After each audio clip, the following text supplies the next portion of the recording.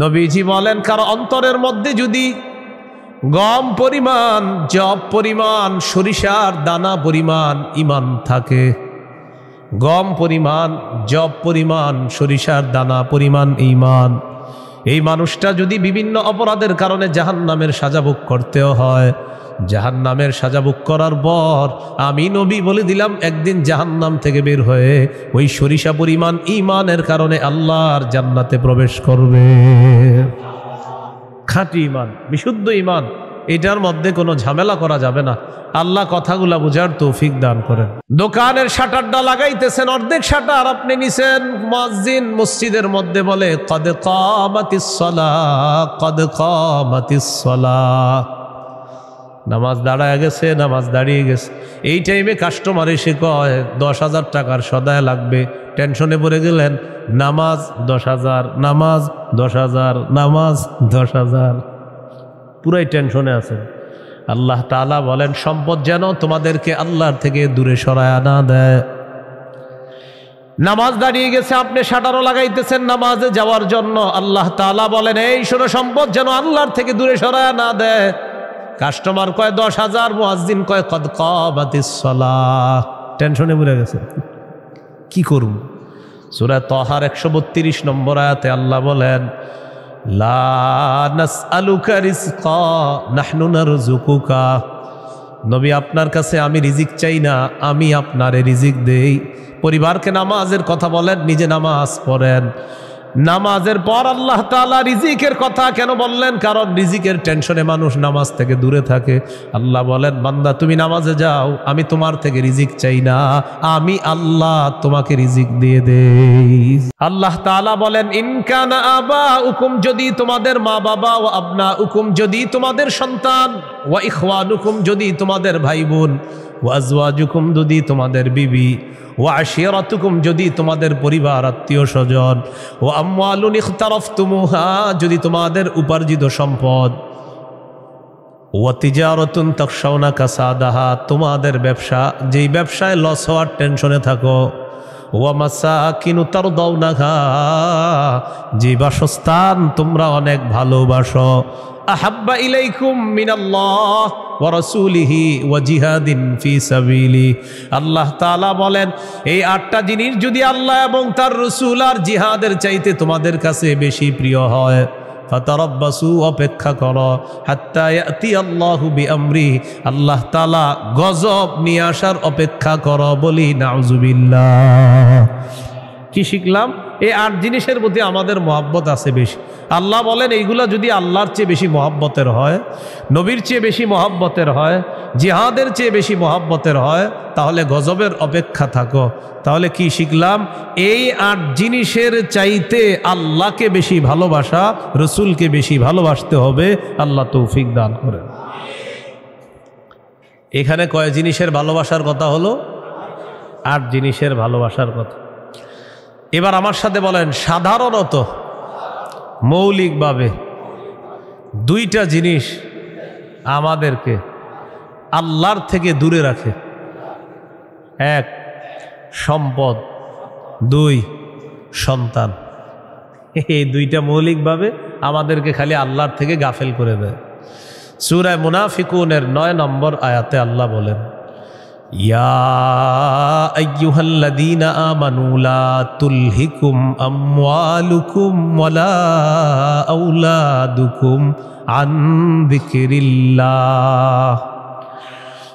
আল্লাহ তাআলা বলেন হে ঈমানদারগণ, লা তুলহিকুম আমওয়ালুকুম ওয়ালা আওলাদুকুম, তোমাদের সম্পদ, তোমাদের সন্তান তোমাদেরকে যেন গাফেল করে না দেয়, আন যিকরিল্লাহ, আল্লাহর স্মরণ থেকে যেন গাফেল করে না দেয়।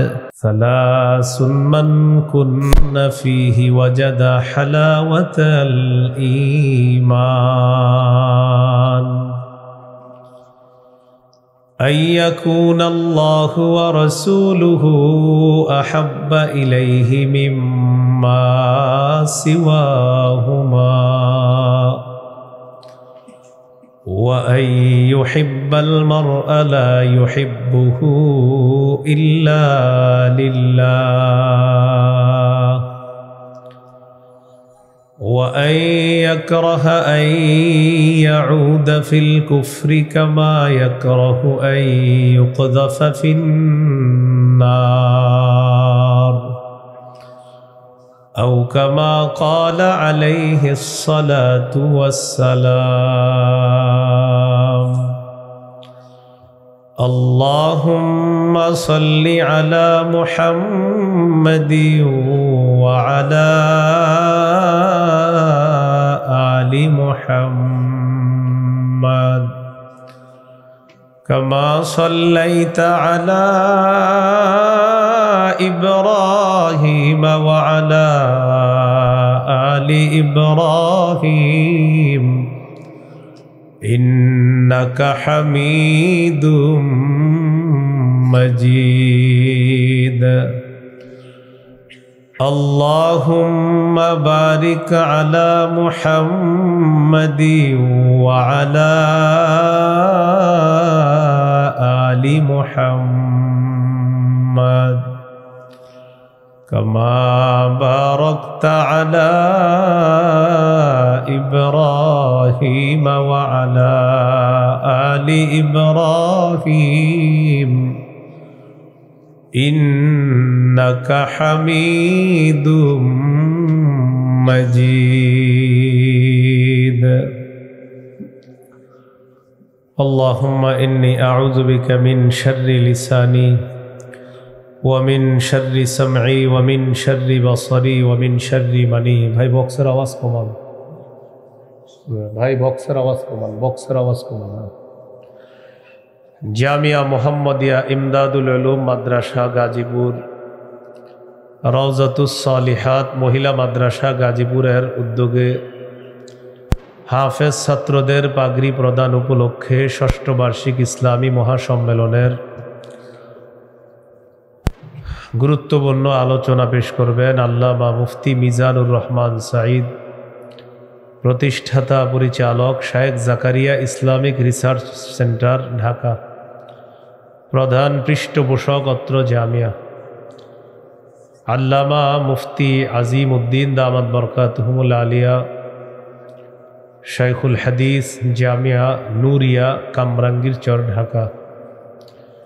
গুরুত্বপূর্ণ আলোচনা করবেন মাওলানা হাফিজুর রহমান সিদ্দিক কুয়াকাটা, মোহতামিম জামিয়া তালিমিয়া মাদ্রাসা আদর্শনগর ঢাকা। মুফতি আব্দুল হালিম মুফাসসিরে কোরআন খুলনা, মুফতি উবাইদুল্লাহ বিন সাঈদ ইমাম ও খতিব বাইমাইল কেন্দ্রীয় জামে মসজিদ কোনাবাড়ি গাজীপুর। উপস্থিত হজরত উলামায়ে কেরাম, মুসলমান ভাইয়েরা, আল্লাহ তাআলার দরবারে শুকরিয়া আদায় করছি। ভাই আওয়াজ বাড়ায়েন না, এক তো বক্সের আওয়াজ কমানোর পরে মাইক বাড়াইছেন, আবার বাড়ায়েন না কমান, আওয়াজ কমান পরে বাড়ায়েন, আমার সময় যত পারেন কমান, আরো কমায় দিবেন।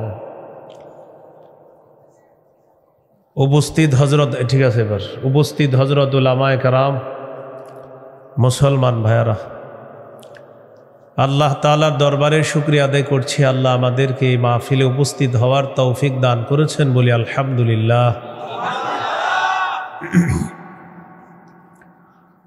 আমি আপনাদের সামনে সূরাতুল বাকারার 256 নম্বর আয়াতে কারিমা থেকে কয়েকটি আয়াত তেলাওয়াত করলাম। 256 নম্বর আয়াতে আল্লাহ তাআলা দ্বীনের ব্যাপারে আমাদেরকে দিক নির্দেশনা দিয়েছেন। লা ইকরাহা ফিদ্দীন, দ্বীন গ্রহণ করার ক্ষেত্রে জোর করা যাবে না। কাউকে দ্বীন গ্রহণ করার ক্ষেত্রে, ইসলাম গ্রহণ করার ক্ষেত্রে জোর করা যাবে না। তবে ইসলামের দাওয়াত দেওয়া যাবে, ইসলামের সৌন্দর্যতা তাদের সামনে পেশ করা যাবে। সূরা আলী ইমরানের 19 নম্বর আয়াতে আল্লাহ বলেন, ইন্নাদ-দীনা ইনদাল্লাহিল ইসলাম, নিশ্চয়ই দ্বীন আল্লাহর কাছে ইসলাম। এটা হলো আয়াতের অনুবাদ। নিশ্চয়ই দিন আল্লাহর কাছে ইসলাম, মানে আল্লাহর কাছে একমাত্র দিন হলো ইসলাম। সূরা আলী ইমরানের 85 নম্বর আয়াতে আল্লাহ বলেন, وَمَن يَبْتَغِ غَيْرَ الْإِسْلَامِ دِينًا فَلَن يُقْبَلَ مِنْهُ। যে ব্যক্তি ইসলাম ছাড়া অন্য কোনো দিনকে গ্রহণ করে, অন্য কোনো কিছুকে দিন হিসাবে গ্রহণ করে, ফালাই ইউকবাল মিন, এটা তার থেকে গ্রহণ করা হবে না।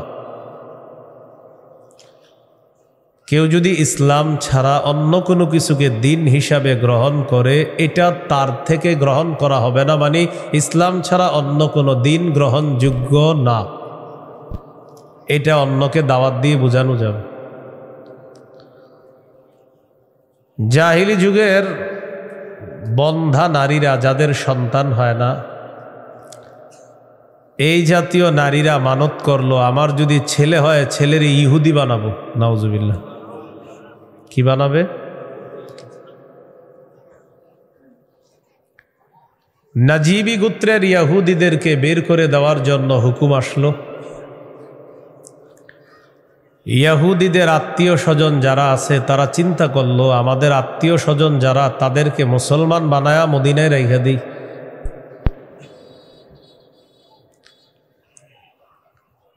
হুসাইন আল আনসার নামে নবীর একজন সাহাবী, তিনি রসুল সাল্লাল্লাহু আলাইহি সাল্লামের কাছে গেলেন, গিয়ে বললেন, ইয়া রসুল আল্লাহ,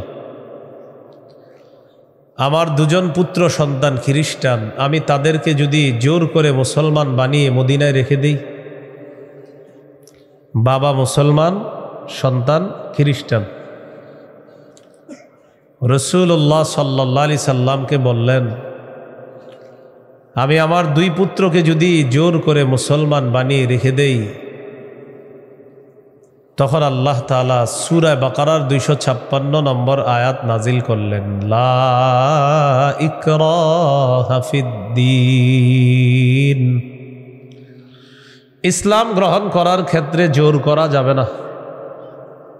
কদ তাবায়্যানার রুশদু মিনাল গাই।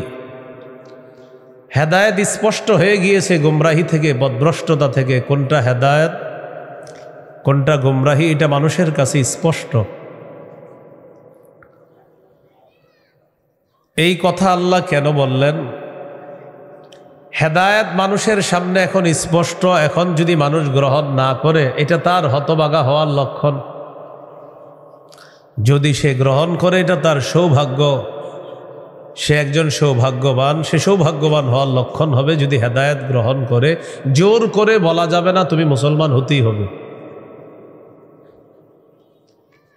ফামান ইয়াকফুর বিত-তাগুতি ওয়া ইউমিন বিল্লাহ ফাকাদ ইসতামসাকা বিল উরওয়াতিল ওয়াসকা লা ইনফিসামা লাহা।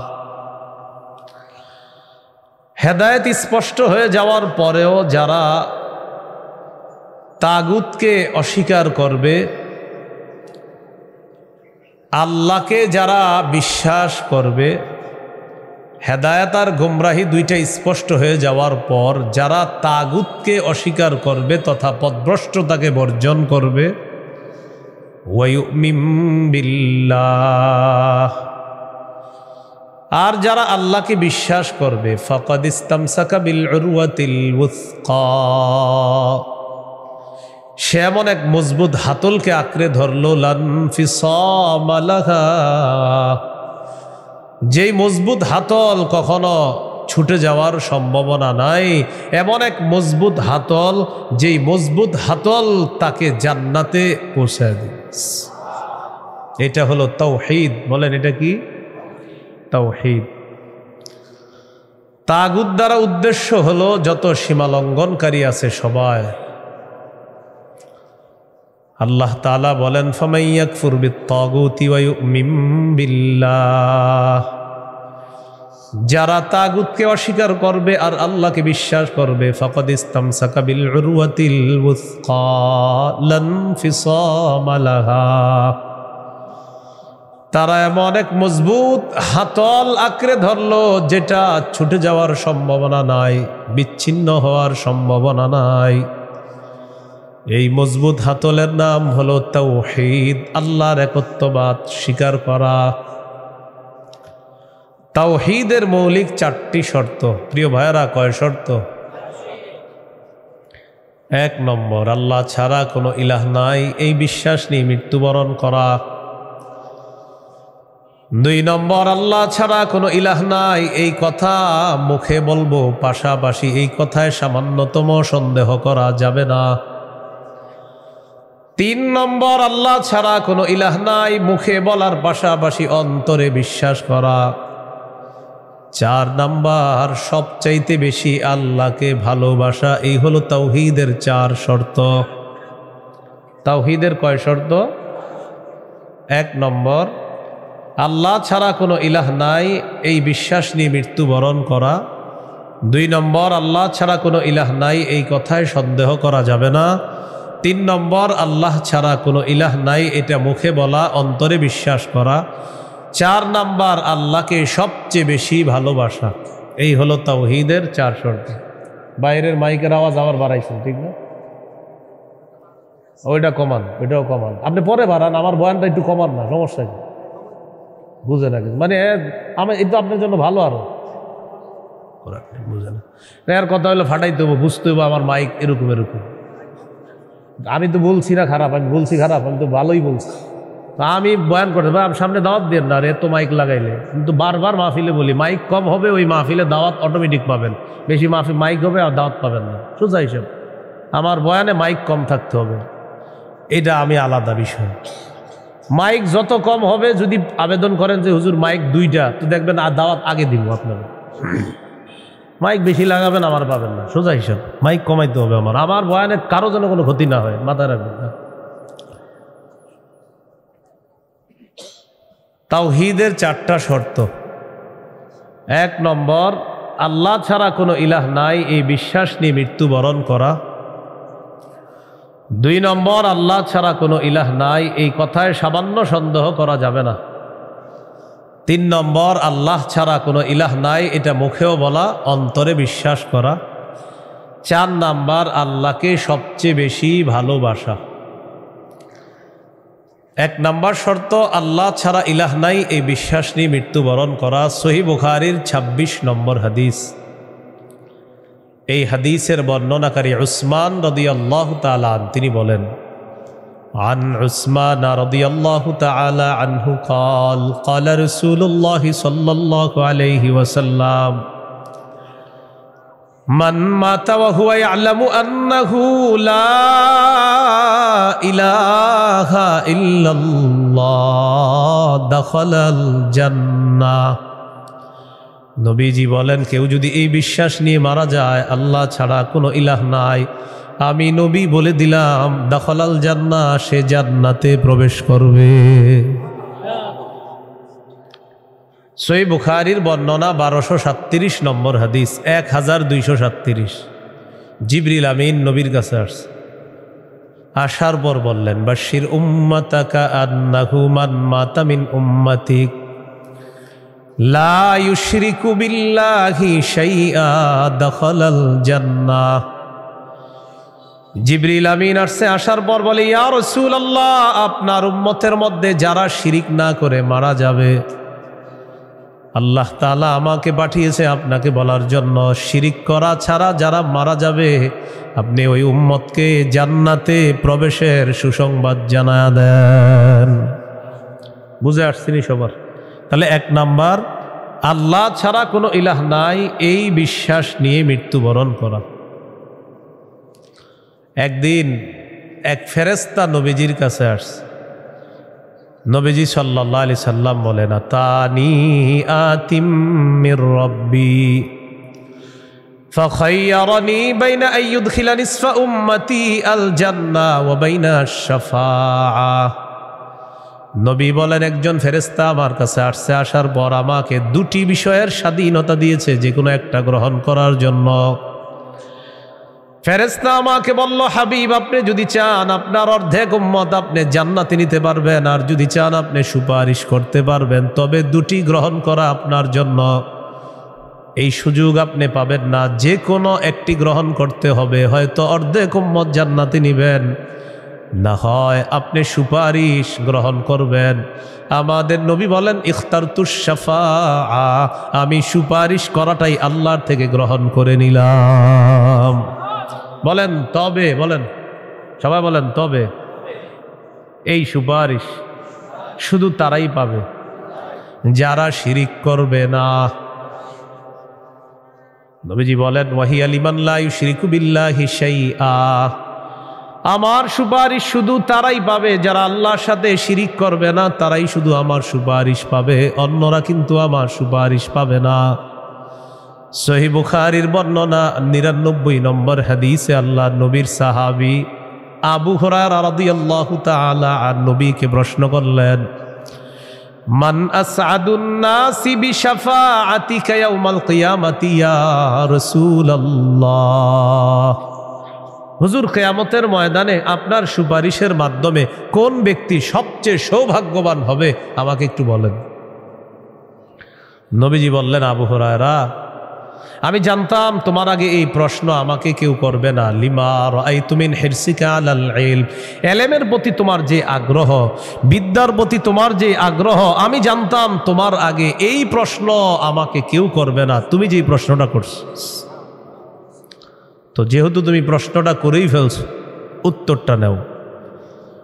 আসাদুন নাসি বিশাফাআতি ইয়াউমাল কিয়ামাতি মান ক্বালা লা ইলাহা ইল্লাল্লাহ খালিসাম মিন কিবালি নাফসি, কোন ব্যক্তি যদি দিল থেকে বলে লা ইলাহা ইল্লাল্লাহ আর এই বিশ্বাস নিয়ে যদি মারা যায়, কিয়ামতের ময়দানে আমার সুপারিশের মাধ্যমে এই ব্যক্তি সবচাইতে সৌভাগ্যবান বান্দা হয়ে যাবে।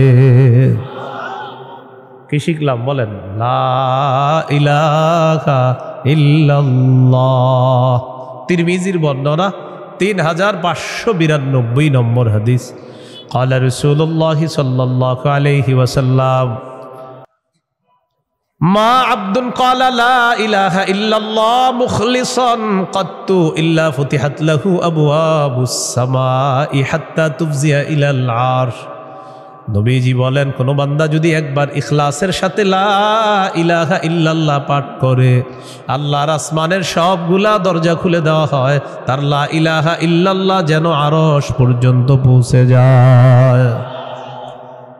তাওহীদের কয় শর্ত ভুলে গেছে? কয় শর্ত? 1 নম্বর, আল্লাহ ছাড়া ইলাহ নাই, এই বিশ্বাস নিয়ে মরতে হবে। 2 নম্বর, আল্লাহ ছাড়া কোনো ইলাহ নাই, এই কথায় সামান্য সন্দেহ করা যাবে না। সূরা হুজুরাতের 15 নম্বর আয়াতে আল্লাহ বলেন, ইন্নামাল মুমিনুনা আল্লাযীনা আমানু বিল্লাহি ওয়া রাসূলিহি সুম্মা লাম ইয়ারতাবু ওয়াজাহাদু বিআমওয়ালিহিম ওয়া আনফুসিহিম ফী সাবিলিল্লাহ উলাইকা হুমুস সাদিকুন। আল্লাহ তাআলা বলেন, প্রকৃত ঈমানদার হলো তারা যারা আল্লাহকে বিশ্বাস করে, রসুলকে বিশ্বাস করে, সামান্য সন্দেহ করে না। ওয়াজাহাদু বিআমওয়ালিহিম ওয়া আনফুসিহিম ফী সাবিলিল্লাহ, যারা নিজেদের জান মাল নিয়ে আল্লাহর রাস্তায় লড়াই করে। আল্লাহ বলেন, উলাইকা হুমুস সাদিকুন, আমি আল্লাহ তাদেরকে কোরআনে খাঁটি সত্যবাদী বলে ঘোষণা করলাম। এরা খাঁটি সত্যবাদী, আল্লাহকে বিশ্বাস করে, রসুলকে বিশ্বাস করে, একটু সন্দেহ করে না। 3 নম্বর শর্ত, লা ইলাহা ইল্লাল্লাহ, আমি মুখে উচ্চারণ করলাম আল্লাহ ছাড়া কোনো ইলাহ নাই, অন্তরেও বিশ্বাস করা। মুখে বললাম আল্লাহ ছাড়া কোনো ইলাহ নাই, অন্তরে যদি ঝামেলা থাকে এটা হবে মুনাফিক মার্কা শয়তান, নেফাকি হবে। এটা কি হবে বলেন তো? সবাই বলেন কি হবে? নেফাকি হবে। মুখে বলতে হবে, অন্তরেও স্বীকার করতে হবে। সূরাতুল ফাতহির 11 নম্বর আয়াতে আল্লাহ বলেন, ইয়াকুলুনা বিআলসিনাতিহিম মা লাইসা ফি কুলুবিহিম, তারা তাদের মুখ দিয়ে এমন কথা বলে যা তাদের অন্তরের কথা না। তাহলে বলেন তো তাওহীদের 3 নাম্বার শর্ত, মুখে বললাম একটা আর অন্তরে আরেকটা, শর্ত পূরণ হবে? মুখে যা বলবো অন্তরেও তা যদি হয়, এটা 3 নাম্বার শর্ত পূরণ হবে। অন্তরে যদি ঈমান সরিষার দানা পরিমাণও হয়, একদিন জান্নাতে যাব। সহিহ বুখারীর 44 নম্বর হাদিস, ক্বালা রাসূলুল্লাহ সাল্লাল্লাহু আলাইহি ওয়াসাল্লাম, ইয়াখরুজু মিনান নার মান ক্বালা লা ইলাহা ইল্লাল্লাহ ওয়া ফি কলবিহি ওয়াজনু শাঈরাতিন মিন খায়র ওয়া ফি কলবিহি ওয়াজনু বুররাতিন মিন খায়র ওয়া ফি কলবিহি ওয়াজনু দাররাতিন মিন খায়র। নবীজি বলেন, কারো অন্তরের মধ্যে যদি গম পরিমাণ, জব পরিমাণ, সরিষার দানা পরিমাণ ঈমান থাকে, গম পরিমাণ, জব পরিমাণ, সরিষার দানা পরিমাণ ঈমান, এই মানুষটা যদি বিভিন্ন অপরাধের কারণে জাহান্নামের সাজা ভোগ করতেও হয়, জাহান্নামের সাজা ভোগ করার পর আমি নবী বলে দিলাম, একদিন জাহান্নাম থেকে বের হয়ে ওই সরিষা পরিমাণ ঈমানের কারণে আল্লাহর জান্নাতে প্রবেশ করবে। খাঁটি ঈমান, বিশুদ্ধ ঈমান, এটার মধ্যে কোনো ঝামেলা করা যাবে না। আল্লাহ কথাগুলা বুঝার তৌফিক দান করেন। 4 নাম্বার শর্ত, সবচেয়ে বেশি আল্লাহকে ভালোবাসা। বলেন কাকে ভালোবাসা? সবাই আমার সাথে বলেন, সাধারণত বলেন। আমরা 8টি জিনিসকে বেশি ভালোবাসি। 8 জিনিসের প্রতি আমাদের মহাব্বত খুব বেশি। এই 8 জিনিসের চাইতেও আল্লাহকে, রসুলকে বেশি ভালোবাসতে হবে। কয় জিনিসের প্রতি টান আছে বেশি? 8 জিনিসের কথা আল্লাহ বলছে সূরা তাওবা 24 নম্বর আয়াত। আমি প্রথম আয়াতটা পড়ি, এরপর অনুবাদ করব, আমরা সবাই গণব। আল্লাহ তাআলা বলেন, কুল ইন কানা আবাউকুম ওয়া আবনাউকুম ওয়া ইখওয়ানুকুম ওয়া আজওয়াজুকুম ওয়া আশীরাতুকুম ওয়া আমওয়ালুন ইকতারাফতুমুহা ওয়া তিজারাতুন তাখশাউনা কাসাদাহা ওয়া মাসাকিনু তারদাউনাহা আহাব্বা ইলাইকুম মিনাল্লাহি ওয়া রাসূলিহি ওয়া জিহাদিন ফি সাবিলিহি ফাতারাব্বাসু হাত্তা ইয়াতিয়াল্লাহু বিআমরি। কত? আল্লাহ তাআলা বলেন, ইন কানা আবাউকুম, যদি তোমাদের মা বাবা, ওয়া আবনাউকুম, যদি তোমাদের সন্তান, ওয়া ইখওয়ানুকুম, যদি তোমাদের ভাই বোন, ওয়া আজওয়াজুকুম, যদি তোমাদের বিবি, ওয়া আশীরাতুকুম, যদি তোমাদের পরিবার আত্মীয় স্বজন, ওয়া আমওয়ালুন ইখতারাফতুমুহা, যদি তোমাদের উপার্জিত সম্পদ, ওয়া তিজারাতুন তাখশাউনা কাসাদাহা, তোমাদের ব্যবসা, যেই ব্যবসায় লস হওয়ার টেনশনে থাকো, ওয়া মাসাকিনু তারদাউনাহা, যে বাসস্থান তোমরা অনেক ভালোবাসো, আহাব্বা ইলাইকুম মিনাল্লাহ ওয়া রাসূলিহি ওয়া জিহাদিন ফি সাবিলি। আল্লাহ তাআলা বলেন, এই 8টা জিনিস যদি আল্লাহ এবং তার রাসূল আর জিহাদের চাইতে তোমাদের কাছে বেশি প্রিয় হয়, ফাতারাব্বাসু, অপেক্ষা করো, হাত্তা ইয়াতিয়াল্লাহু বিআমরি, আল্লাহ তাআলা গজব নিয়ে আসার অপেক্ষা করো। বলি নাউজুবিল্লাহ। কি শিখলাম? এই 8 জিনিসের প্রতি আমাদের মহব্বত আছে বেশি। আল্লাহ বলেন, এইগুলা যদি আল্লাহর চেয়ে বেশি মহব্বতের হয়, নবীর চেয়ে বেশি মহব্বতের হয়, জিহাদের চেয়ে বেশি মহব্বতের হয়, তাহলে গজবের অপেক্ষা থাকো। তাহলে কি শিখলাম? এই 8 জিনিসের চাইতে আল্লাহকে বেশি ভালোবাসা, রসুলকে বেশি ভালোবাসতে হবে। আল্লাহ তৌফিক দান করেন। এখানে কয় জিনিসের ভালোবাসার কথা হলো? 8 জিনিসের ভালোবাসার কথা। এবার আমার সাথে বলেন, সাধারণত, মৌলিকভাবে 2টা জিনিস আমাদেরকে আল্লাহর থেকে দূরে রাখে। 1 সম্পদ, 2 সন্তান। এই 2টা মৌলিকভাবে আমাদেরকে খালি আল্লাহর থেকে গাফেল করে দেয়। সূরা মুনাফিকুনের 9 নম্বর আয়াতে আল্লাহ বলেন, ইয়া আইয়ুহাল্লাযীনা আমানু লা তুলহিকুম আমওয়ালুকুম ওয়ালা আওলাদুকুম আন যিকরিল্লাহ। আল্লাহ তাআলা বলেন, হে ঈমানদারগণ, লা তুলহিকুম আমওয়ালুকুম ওয়ালা আওলাদুকুম, তোমাদের সম্পদ, তোমাদের সন্তান তোমাদেরকে যেন গাফেল করে না দেয়, আন যিকরিল্লাহ, আল্লাহর স্মরণ থেকে যেন গাফেল করে না দেয়।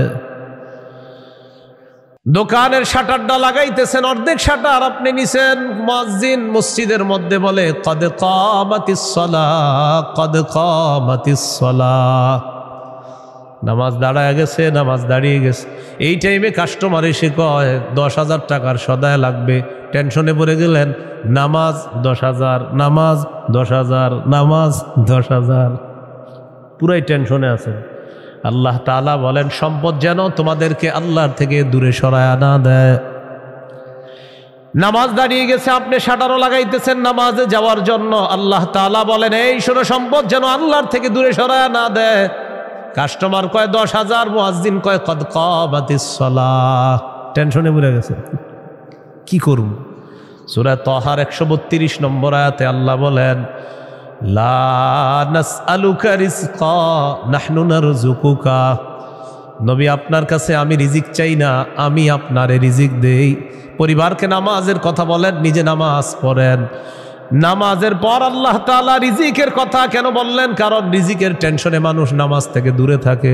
আল্লাহ বলেন, বান্দা তুমি নামাজে যাও, আমি তোমার থেকে রিজিক চাই না, আমি আল্লাহ তোমাকে রিজিক দিয়ে দেই। সম্পদ আল্লাহর থেকে দূরে রাখে। আর হলো সন্তান, সারাদিন কান্নাকাটি করে না, যেই জোহর নামাজে রওনা করবেন ওই টাইমে কয় আমি চিপস খাবো, সারাদিন কানবে না। যখন নামাজে যাবেন তখন এক দুনিয়ার যত কিছু আছে সব খাইতে মন চায়, ইবলিস এসে খোঁচায়, কয়টা কয়টা কয়টা। আপনি তখন বুদ্ধি করে কি করবেন, ওইটারে প্যাম্পাস পরায়া মসজিদের এক কোনায় নিয়ে বসায় দেবেন, বসে থাকেন, বসে থাকেন, বুঝেন নাই? আর ইবলিস রে বলবেন, ইবলিস তুমি যেই ঝামেলাটা আমার সাথে ডেলি নামাজের সময় করো, এই ঝামেলা করে কাজ হবে না। কারণ নামাজের সময় তুই যতবার আমার সন্তানরে খোঁচাবি, ওরে ততবার কাঁধে করে মসজিদে নিয়ে যাবো। প্যাম্পাস পরায় ওটারও নিয়ে যাবেন মসজিদে, নিয়ে পাশে বসায় রাখবেন, বুঝে থাকবেন। ইবলিস বুঝে ফেলবে, না এই রে খোঁচায় লাভ না, এরে খোঁচাইলে দেখি সন্তানও নামাজি বানায় ফেলবে। সুবহানাল্লাহ। সম্পদ, সন্তান আল্লাহর থেকে আমাদেরকে দূরে রাখে। প্রিয় ভাইয়েরা, এই দুই জিনিস যেন আমাদের মধ্যে এত মহব্বত গালেব না হয় যে এই দুই জিনিস এত পরিমাণ মহব্বত করতে গেলাম, আল্লাহকে ভুলে গেলাম, রসুলকে ভুলে গেলাম, আখেরাত ভুলে গেলাম, এমনটা যেন না হয়। সম্পদ ভালোবাসি, সন্তান ভালোবাসি, মা ভালোবাসি, বাবা ভালোবাসি, ঠিক, কিন্তু এর চেয়ে বেশি ভালোবাসি আল্লাহ। এই হলো আল্লাহকে সবচেয়ে, তাওহীদের কয় শর্ত? 4 নাম্বার। সবচেয়ে বেশি কাকে ভালোবাসা? আল্লাহকে, রসুলকে সবচেয়ে বেশি ভালোবাসা, আল্লাহকে, এরপর রসুলকে সবচেয়ে বেশি ভালোবাসা।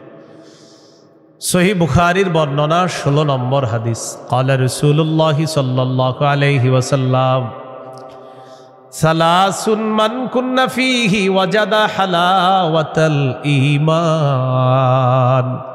নবীজি বলেন, 3টা বৈশিষ্ট্য যদি কারো মধ্যে থাকে, সে অন্তরের মধ্যে ঈমানের স্বাদ আস্বাদন করতে পারবে। 1 নাম্বার, ইয়াকুন আল্লাহু ওয়া রাসূলুহু আহাব্বা ইলাইহি মিম্মা সিওয়াহুমা, আল্লাহ, আল্লাহ রসুল ছাড়া যত কিছু আছে সব কিছুর চাইতে আল্লাহ আর তার নবীকে বেশি ভালোবাসা।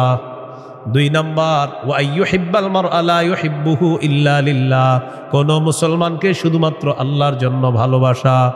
3 নাম্বার, আইয়াকরাহা আইয়াউদা ফিল কুফরি কামা ইয়াকরাহু আইয়ুকযাফা ফিন্নার, আগুনের মধ্যে পুড়ে যাওয়া যেমন অপছন্দ, তেমনিভাবে কুফরি করাটাও এমন অপছন্দ হওয়া।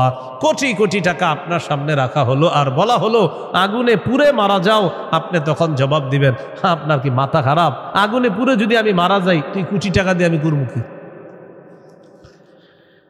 এবার আপনাকে বলা হলো কোটি কোটি টাকা দেওয়া হবে, তুমি কুফরি করো, আপনি জবাব দিবেন, কোটি টাকার বিনিময়ে যেমন দুনিয়ার আগুনে পুড়তে চাই না, তেমনিভাবে কোটি টাকার বিনিময়ে কুফরি করে জাহান্নামের আগুনেও পুড়তে চাই না।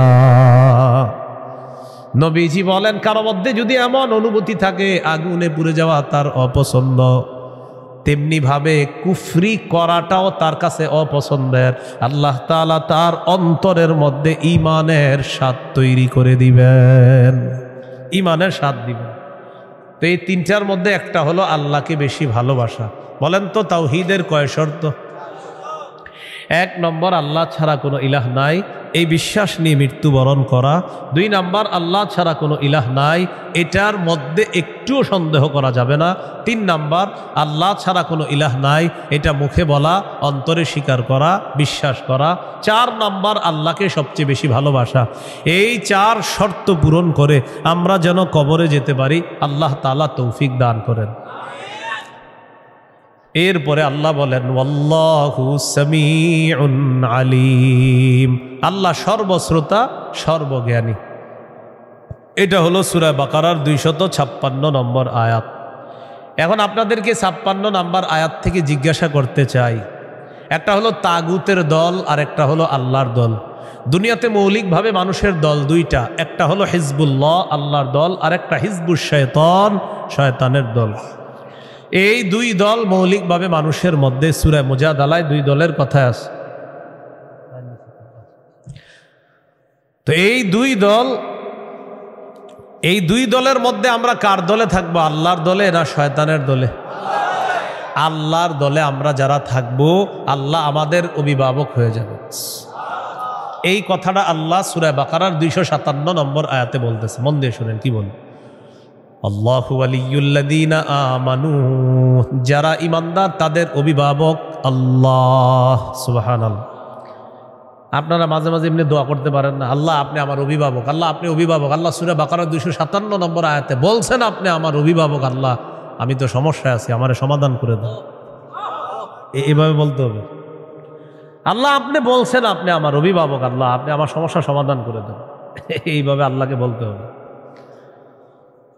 আল্লাহু ওয়ালিয়ুল্লাযীনা আমানু, আল্লাহ বলেন যারা ঈমানদার তাদের অভিভাবক হলেন আল্লাহ। ইউখরিজুহুম মিনাজ যুলুমাতি ইলান নূর, আল্লাহ তাআলা অভিভাবক ঈমানদারদেরকে অন্ধকার থেকে বের করে আলোর দিকে আল্লাহ তাআলা নিয়ে যায়। ওয়াল্লাযীনা কাফারু আউলিয়াউহুমুত তাগুত, আর যারা কাফের তাদের অভিভাবক হলো শয়তান। বলেন তো ঈমানদারের অভিভাবক কে? কাফেরের অভিভাবক কে? উলাইকা আসহাবুন নারি হুম ফিহা খালিদুন, আল্লাহ বলেন যারা তাগুতের অনুসারী তারা চিরস্থায়ীভাবে জাহান্নামে থাকবে। বলি নাউজুবিল্লাহ। তাগুত বলা হয় যত সীমা লঙ্ঘনকারী আছে জালেম, সব তাগুত। এই তাগুত এটা পুরুষ হোক আর মহিলা হোক, এই তাগুত যারা এরা জালেম অথবা জালেমা, সব তাগুত। তবে কষ্টের বিষয় আর দুঃখের বিষয়, আমরা বারবার এক তাগুত ছেড়ে আরেক তাগুতকে ধরি। এক তাগুত ছেড়ে আরেক তাগুতকে কি করি? ধরি। কেন ধরি জানেন? বৃষ্টি থেকে বাঁচার জন্য ঝর্ণা নিচে এসে দাঁড়ায় আর কি। কোথায় দাঁড়াই? বাঁচার জন্য কি থেকে কোথায় এসে দাঁড়াই? এক তাগুতকে ছেড়ে আরেক তাগুত ধরা, মানে বৃষ্টি থেকে বাঁচার জন্য ঝর্ণার নিচে এসে দাঁড়ায়। ভাই কিছু ঘটনাকে ঝর্ণার নিচে কেন? আর বললেন না বাইরে বৃষ্টি, তো এনে কি? এই জন্য মনে রাখবেন, শত্রু এটা কখনো বন্ধু হবে না। এরে আপনি যতই মনে করেন বন্ধু, এই শত্রু সব সময় শত্রু। সূরা মাঈদার 51 নম্বর আয়াতে আল্লাহ বলে দিয়েছেন, লা তাত্তাখিজুল ইয়াহুদা ওয়ান নাসারা আউলিয়া, ইহুদি খ্রিস্টানদেরকে অভিভাবক বানাও না। আরে তোমাদের অভিভাবক তো আমি আল্লাহ। ইহুদি খ্রিস্টানদেরকে কেন অভিভাবক বানাও? আফগানিস্তান আল্লাহরই অভিভাবক মানছে, আল্লাহ সফলতা দান করছে। কারা? বলে না কারা? 3 বছর আগে কেউ গনে না, এখন আফগানিস্তান কাউরে গনে না। 3 বছর আগে কেউ গনতে চায় নাই যে না এদের কি সমর্থন দেব। এখন আফগানিস্তান বলে কি টাইম নেই, টাইম নেই। আফগানিস্তানে বিরোধিতা যারা করছিল এরা এখন এর কাছে আসতে চায় যে প্রিয় আফগানিস্তান কেমন আছো? আফগানিস্তান কয় ভালো আছে কিন্তু টাইম নেই। সব ঠিক আছে তো টাইম নেই। কেন? আফগানিস্তান অভিভাবক বানাইছে আল্লাহকে, এমনভাবে অভিভাবক বানাইছে চিরশত্রুরা পালাতে বাধ্য হয়েছে। মুসলমানদের অভিভাবক কে? এত লজ্জা লাগে, আমরা বলি কি বুক ফুলায়, আমরা 90% মুসলমানের দেশ, তো এটা যখন বলি কাউকে, অন্য দেশের কেউ শুনলে সাথে সাথে বলবে মাশাআল্লাহ তোমরা 90% মুসলমান, তাহলে তো কোরআন হাদিস পরিপূর্ণভাবে এই দেশে চলে। কিন্তু দুঃখে বলতে পারি না ভাই, এই দেশে সবচেয়ে এটাই কম চলে। 90% মুসলমানের দেশ, এটা শুনলেই মানুষ মনে করবে এই দেশ কোরআন অনুযায়ী চলে, হাদিস অনুযায়ী চলে। বলেন মুমিনের অভিভাবককে? কাফেরের অভিভাবককে? তাহলে আমাদের অভিভাবককে? কাফেরদের অভিভাবককে? কাফেররে কি বন্ধু বানাবো? এই জন্য কাফেরের অভিভাবক বানানো যাবে না। এদেরকে যতবার অভিভাবক বানাবেন, এরা এক তাগুতকে সরাবে আর এক তাগুতকে বসাবে। তাগুতের পালা বদল হবে, আমাদের ভাগ্য বদল হবে না। মনে রাখবেন কথা, বুঝে ঠিক হইতেছেন নি? আচ্ছা, এবার আল্লাহ তাআলা কি বলে দেখেন, সূরা বাকারার 257 নম্বর আয়াত গেল, 258 নম্বর আয়াতে আল্লাহ তাআলা এবার আমাদের আকীদা বিশুদ্ধ করবে। কি বিশুদ্ধ করবে বলেন তো? দুনিয়াতে আমাদের অভিভাবক কে? বেঁচে আছি কে বাঁচিয়ে রাখছেন? মৃত্যু দিবেন কে? মৃত্যুর পর জীবিত করবেন কে? এই আকীদাটা এখন আল্লাহ তাআলা সংশোধন করবে যে শোনো, আমি তোমাদেরকে বাঁচিয়ে রাখছি, মৃত্যুর পর আমি জিন্দা করব, কিন্তু এখানে কোনো সন্দেহ করবা না। এই আকীদা 258, 259, 260 এই 3 আয়াতের মধ্যে আল্লাহ আমাদেরকে আকীদা দিয়ে দিবেন, দুনিয়াতে যেমন তোমাদেরকে রাখছি আমি, আখিরাতেও তোমাদেরকে আবার পুনরুত্থান করব, এই ক্ষমতাও আমি আল্লাহর। সূরা বাকারা 258, 259, 260 দেখেন কি বলে, ألم تر إلى الذي حاج إبراهيم في ربه أن آتاه الله الملك إذ قال إبراهيم ربي الذي يحيي ويميت قال أنا أحيي وأميت قال إبراهيم فإن الله يأتي بالشمس من المشرق فأت بها من المغرب فبهت الذي كفر والله لا يهدي القوم الظالمين। নবী আপনি কি দেখেন নাই, ওই ব্যক্তির ব্যাপারে চিন্তা করেন নাই যে ব্যক্তি ইব্রাহিম নবীর সাথে তার রবের ব্যাপারে ঝগড়া করেছে, যেই রব তাকে রাজত্ব দান করেছে, ওই রবের ব্যাপারে লোকটা ঝগড়া করেছে ইব্রাহিম নবীর সাথে। আল্লাহ তাআলা বলেন এই ব্যক্তি হলো বাবেল শহরের বাদশাহ নমরুদ। ইব্রাহিম নবীর সাথে ঝগড়া লাগছে, এই কারণে নমরুদকে আল্লাহ তাআলা রাজত্ব দান করছে। রাজত্ব পাওয়ার পর নমরুদ কয় আমি খোদা। ইব্রাহিম নবী বললেন আমার রব, রব্বি আল্লাযী ইহয়ী ওয়া ইউমীত, আমার রব হলেন তিনি যিনি জীবন দেয়, যিনি মৃত্যু দান করেন। নমরুদ পাল্টা জবাব দিয়ে বলে ক্বালা আনা উহয়ী ওয়া উমীত, আমিও তো জীবন দেই, আমিও তো মৃত্যু দেই। নাউজুবিল্লাহ। হ্যাঁ, ইব্রাহিম নবী বললেন রব তিনি যিনি জীবন দেয় মৃত্যু দেয়। নমরুদ কথা আমিও তো জীবন দিই মৃত্যু দিই। তো ইব্রাহিম নবী তাহলে কি করতে হবে? আমারও রব মানো, কারণ আমিও জীবন দিই মৃত্যু দিই। ইব্রাহিম নবী বললেন কিভাবে? জেলখানা থেকে 2 জন আসামি ধরে আনছে, একজনকে মেরে ফেলছে আর একজনকে ছেড়ে দিছে। মারার পর বলে এই যে দেখো আমি মৃত্যু দিলাম, ছেড়ে দেওয়ার পর বলে এই যে দেখো আমি জীবন দিলাম। কি ইন্টারন্যাশনাল পদ্ধতির জীবন মৃত্যু! হ্যাঁ, 2 জনকে ধরে আনছে, একটাকে হত্যা করছে আর একটাকে ছেড়ে দিছে।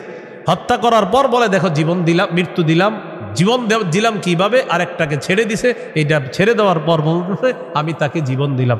আপনারা বলেন এটা কি জীবন মৃত্যু? ইব্রাহিম নবী চিন্তা করলেন এরে এমন এক কথা বলে আটকাইতে হবে যেই কথার পরে আর ঝগড়া করবে না। ক্বালা ইব্রাহিম ফাইন্নাল্লাহা ইয়াতি বিশ-শামসি মিনাল মাশরিকি ফাতি বিহা মিনাল মাগরিব। ইব্রাহিম নবী বললেন আমার রব আল্লাহ প্রতিদিন সূর্য পূর্ব দিক থেকে উঠায়, তুমি পশ্চিম দিক থেকে উঠায় দাও। তুমিও তো রব, তোমার দাবি অনুযায়ী। নাউজুবিল্লাহ। ফাবুহিতাল্লাযী কাফার, আল্লাহ তাআলা বলেন যে ঝগড়া করছে নমরুদ কাফের, ধরাশয়ী হয়ে গেল, ঝগড়ায় হেরে গেল। মুফাসসিরিনে কেরাম বলেন নমরুদ পাল্টা বলতে পারতো ইব্রাহিম আমি সূর্য পশ্চিম দিক থেকে উঠাতে পারবো না, তোমার রব আল্লাহ প্রতিদিন পূর্ব দিক থেকে সূর্য উঠায়, আমি তো পারবো না। তুমি তোমার রব আল্লাহকে বলো সূর্যটা যেন পশ্চিম দিক থেকে উঠায় দেখা দেয়। মুফাসসিরিনে কেরাম বলেন নমরুদ বুঝে শুনেই পাল্টা চ্যালেঞ্জ দেয় নাই। কেন দেয় নাই? নমরুদ কিন্তু চ্যালেঞ্জ দিতে পারতো পাল্টা, ইব্রাহিম তুমি আমারে বললা আমি যেন সূর্য পশ্চিম দিক থেকে উঠাই, তোমার রব যেহেতু পূর্ব দিক থেকে উঠায়, তো পাল্টা প্রশ্ন করতে পারতো নমরুদ, ইব্রাহিম আমি তো পারলাম না, তোমার রব আল্লাহকে বলো আল্লাহ যেন সূর্যটা পশ্চিম দিক থেকে উঠায় দেখায়। মুফাসসিরিনে কেরাম বলে নমরুদ এটা বুঝে শুনেই পাল্টা প্রশ্ন করে নাই, কারণ নমরুদ জানে এই প্রশ্ন করলে ইব্রাহিম চ্যালেঞ্জ গ্রহণ করবে, আল্লাহকে বলবে আল্লাহ সাথে সাথে সূর্য পশ্চিম দিক থেকে উঠায় দেখায়। আর এটা যদি করে ফেলে নমরুদের দল ছোট হয়ে যাবে, হালকা হয়ে যাবে। এই জন্য নমরুদ আর পাল্টা চ্যালেঞ্জ দেয় নাই। বলেন তো নমরুদকে রাজত্ব দিয়েছিল কে? দেওয়ার পর বলে আমি খোদা। কি বলে? আমি খোদা। এই জন্য প্রিয় ভাইয়ারা, সামনের দিকে যাদেরকে আমরা শাসন ক্ষমতায় বসাবো, যাদেরকে আমরা দায়িত্ব দিব, বুঝে শুনে দায়িত্ব দিতে হবে। কি শুনে? বলেন আমার সাথে, প্রতিদিন 2 রাকাত অতিরিক্ত নফল নামাজ পড়ব, পড়ার পর 3টা দোয়া করব। 1 নাম্বার আল্লাহ, বলেন আল্লাহ কিয়ামতের আগে বাংলাদেশে আর কোন নারী প্রধান চাই না। হ্যাঁ, কি প্রধান চাই না? সবাই জোরে বলেন কেন? আরো জোরে বলেন, আরো জোরে, আরো জোরে। قال رسول الله صلى الله عليه وسلم لا يفلح قوم ولوا امرهم امرأتان। নবীজি বলেন ওই জাতি কিছুতেই কখনোই সফল হবে না যেই জাতি তাদের নেতৃত্বে কোনো নারীকে বসায়া দেয়। আপনি বুঝেন আর না বুঝেন, আমার নবীর কথা সঠিক। তো এই জন্য এই একটা বিষয় দোয়া করবেন। 2 নাম্বার দোয়া, বলেন আল্লাহ মরার আগে বাংলাদেশে শরিয়া আইন দেখে যেতে চাই।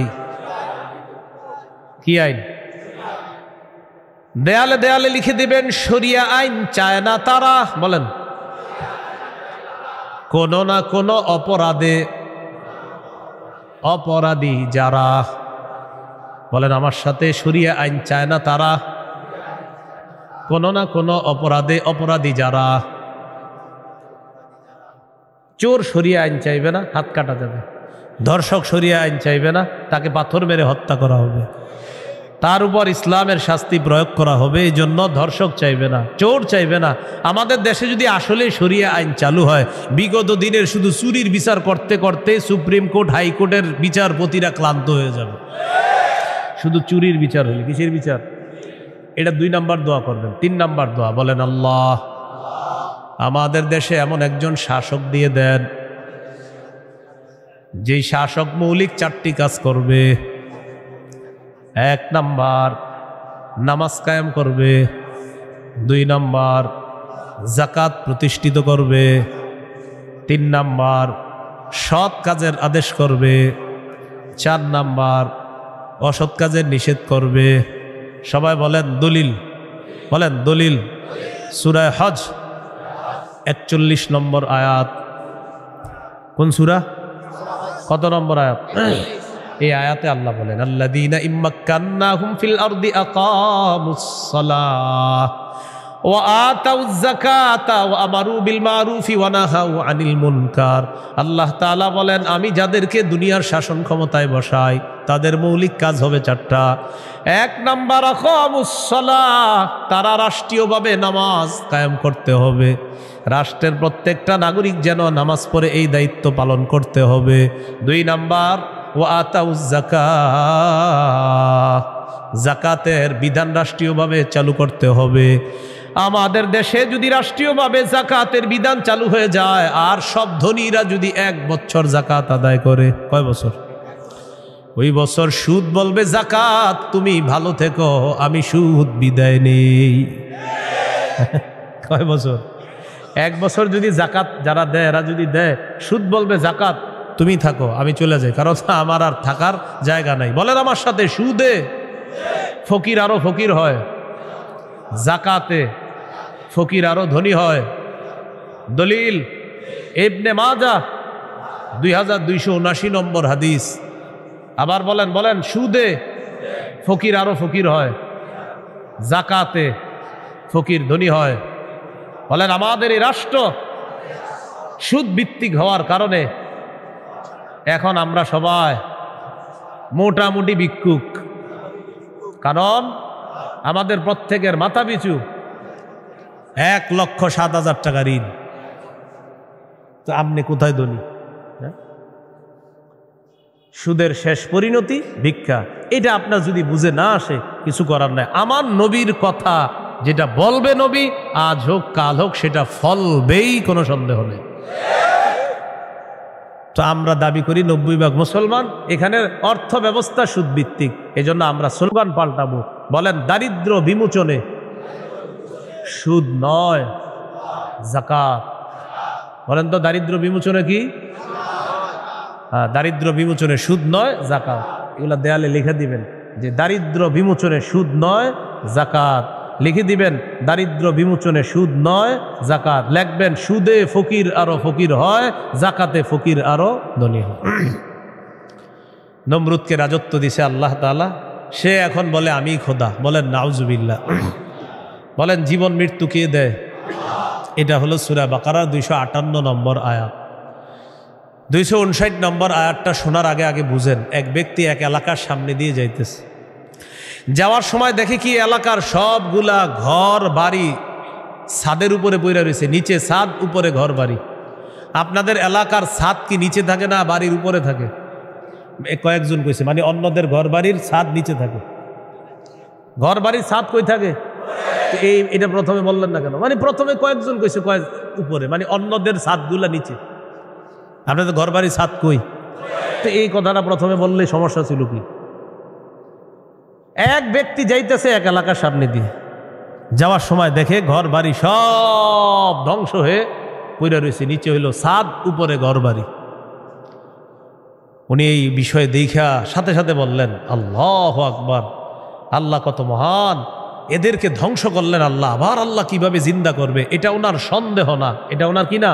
সন্দেহ না। এটা উনি বিস্ময় প্রকাশ করতেছে, আল্লাহ কত মহান, আবার কিভাবে আল্লাহ জিন্দা করবে, এটা মুখ দিয়ে বলে ফেলছে। সাথে সাথে আল্লাহ তাকে মৃত্যু দিস, 100 বছর মৃত অবস্থায় রাখছে। কয় বছর? 100 বছর মৃত অবস্থায় রাখছে। 100 বছর পর জিন্দা করছে। জিন্দা করার পর তাকে জিজ্ঞাসা করলেন আপনি কয় বছর মৃত অবস্থায় ছিলেন? তো জবাব দিলেন 1 দিন বা আধা দিন। আল্লাহ তাআলা বললেন আপনি 100 বছর ছিলেন মরা। কয় বছর? ওই যে উনি বলছিলেন মরাকে আল্লাহ কিভাবে জিন্দা করবে, আল্লাহ দেখাই দিতেছে। আপনার খানা পানির দিকে তাকান তো, তাকাইছে খানা পানির দিকে, তাকায় দেখে খানা পানি পচে নাই। সুবহানাল্লাহ। কয় বছর?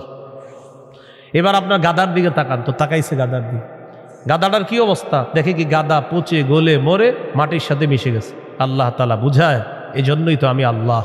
সুবহানাল্লাহ। এবার আল্লাহ তাআলা বললেন দেখেন গাদার অস্থিগুলা মাটির সাথে মিশে গেছে, আমি এগুলারে উঠাই। তো হাড্ডি উঠাইছে, উঠানোর পর এটার উপরে আল্লাহ গোস্তের প্রলেপ দিয়ে এটার মধ্যে প্রাণ সঞ্চার করে আবার গাদা জিন্দা করে দিস। বলেন মৃতকে জিন্দা করে কে? এই কথাটাই আল্লাহ তাআলা বলেন আও কাল্লাযী মাররা আলা ক্বরিয়াতি ওয়া হিয়া খাবিয়াতুন আলা উরুশিহা। অথবা নবী আপনি কি ওই ব্যক্তির ব্যাপারে চিন্তা করেন নাই যে ব্যক্তি এক এলাকার সামনে দিয়ে গেছে, যাওয়ার সময় দেখে এলাকার সবগুলা ঘর বাড়ি ছাদের উপর পড়া, এর মানে ঘর বাড়িগুলা সব ধ্বংস। ক্বালা আন্না ইউহয়ী হাযিহিল্লাহু বা'দা মাউতিহা। তখন তিনি বললেন আল্লাহ তাআলা কিভাবে তাদেরকে মৃত্যুর পর আবার পুনরায় জিন্দা করবেন। ফাআমাতাহুল্লাহু মিআতা আমিন। আল্লাহ তাআলা তাকে 100 বছরের জন্য মৃত্যু দিলেন। সুম্মা বাআসা, আবার তাকে জিন্দা করলেন। করার পর আল্লাহ বললেন ক্বালা কাম লাবিস্তা, কতদিন আপনি এইভাবে মৃত অবস্থায় কাটিয়েছেন? তিনি জবাব দিলেন লাবিস্তু ইয়াওমান আও বা'দা ইয়াওম, একদিন বা আধা দিন আমি মৃত অবস্থায় ছিলাম। কয়দিন? না আপনারা বলেন আসলে কয় বছর? আল্লাহ তাআলা বলেন ক্বালা বাল লাবিস্তা মিআতা আমিন ফানজুর ইলা তাআমিকা ওয়া শারাবিকা লাম ইয়াতাসান্না। আপনি 100 বছর মরা ছিলেন, খানার দিকে তাকান, পানির দিকে তাকান। লাম ইয়াতাসান্না, পচে নাই। সুবহানাল্লাহ। ওয়ানজুর ইলা হিমারিকা, গাদাটার দিকে তাকান। গাদার দিকে তাকাইছে, তাকায় দেখে পচে গলে মাটির সাথে মিশে গেছে।